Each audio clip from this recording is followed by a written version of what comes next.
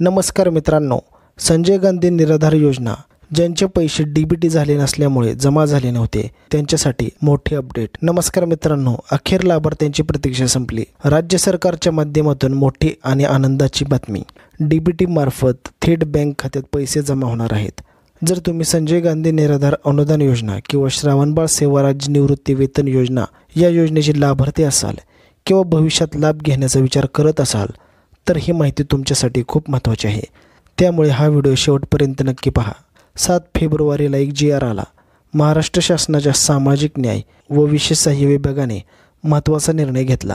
डिसेंबर 2024 पासून पात्र लाभार्थ्यांना अर्थसहाय्याचे वितरण डीबीटी पोर्टलद्वारे करण्यात येणार आहे। याबद्दलचा एक GR आला आहे।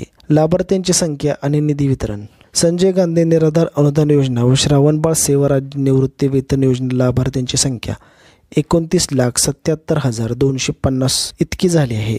त्याचबरोबर आधार व्हॅलिडेट लाभार्थ्यांची संख्या 19,74,085 इतकी आहे। तर जानेवारी व फेब्रुवारी 2025 या 2 महिन्यांसाठी अर्थसहाय्य हे 610 कोटी रुपये आहे। त्याचबरोबर फक्त आधार व्हॅलिडेट आणि डीबीटी ॲक्टिव्ह लाभार्थ्यांनाच हे पैसे मिळणार आहे। ज्यांची डीबीटी ॲक्टिव्ह नाही किंवा आधार लिंक केलेले नाही त्यांना ही रक्कम मिळणार नाही। तर आता तुमच्या खात्यात पैसे कधी जमा होतील?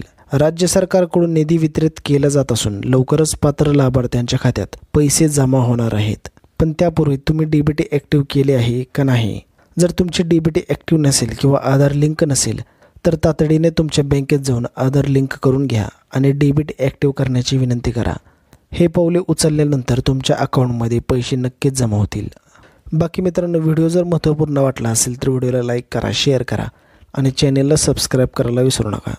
तर भेटूयात अजून एका नवीन व्हिडिओमध्ये। तोपर्यंत जय हिंद, जय महाराष्ट्र।